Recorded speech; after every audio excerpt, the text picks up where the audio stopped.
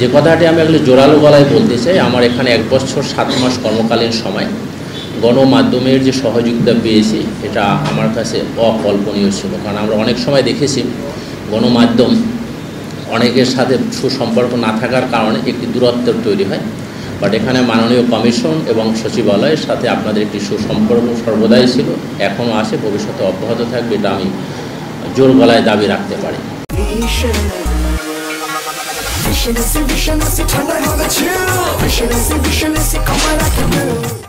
হয়তো আপনাদের অনেকের মনে কষ্ট থাকতে পারে যে স্যারের কাছে গিয়ে অনেক সময় তথ্য পায়নি, বাট প্রজাতন্ত্রের স্বার্থে, রাষ্ট্রের বা সরকারের স্বার্থে, এই নির্বাচন কমিশনের স্বার্থে আপনার জানা তথ্য আমার কাছ থেকে জানতে চেয়েছেন, হয়তো আমার মুখ থেকে বের করতে পারেননি।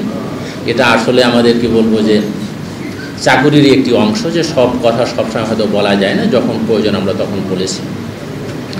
মুদ্রা কথা হচ্ছে আপনাদের সাথে আমার যে সম্পর্কটা ছিল সেটা অত্যন্ত মধুর ছিল, এখনও ভবিষ্যতে অব্যাহত থাকবে।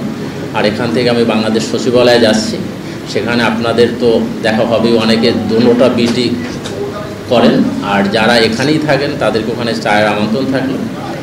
আর কি বলতে, একটা কথাই বলবো, আমাকে যেভাবে সহযোগিতা করেছেন আমার সম্মানিত সহকর্মী আপনাদের নবাগত সচিব মহোদয়কে সেই ধারাটা অব্যাহত রাখবেন, এবং আপনারা তাকে, তিনি একজন নোন ফেজ এই অর্থে তিনি এর চেয়েও আরেকটি জটিল জায়গা, বাংলাদেশ বিমানের মতো জায়গা তিনি সামনেই এসেছেন। সুতরাং তার সাথেও আপনাদের ওখানে যারা মিডিয়ার বিট ছিলেন তাদের সাথে একটি সুসম্পর্ক ছিল।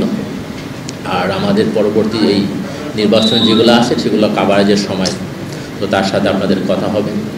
একটি মুক্ত সমাজে আপনার তথ্য প্রবাহ যদি আপনার যথাযথভাবে না হয় তাহলে এটি অনেকটা আপনার দূষিত বায়ুতে পরিণত।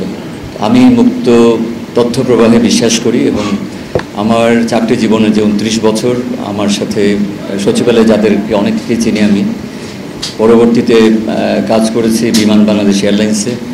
গতকালকেও আমার খুব তাদের সাথে একটা প্রোগ্রাম ছিল এবং আমি তাদের আজকেও মিস করছি। তো এই আমাদের কাজের বিষয়গুলো আপনার জনগণের সাথে এটি পরিচয় করে দেওয়া, এটা সবচেয়ে গুরুত্বপূর্ণ দায়িত্বটা আপনারা পালন করে থাকেন, এবং এই ক্ষেত্রে অন্য কোনো আর উপায় নেই।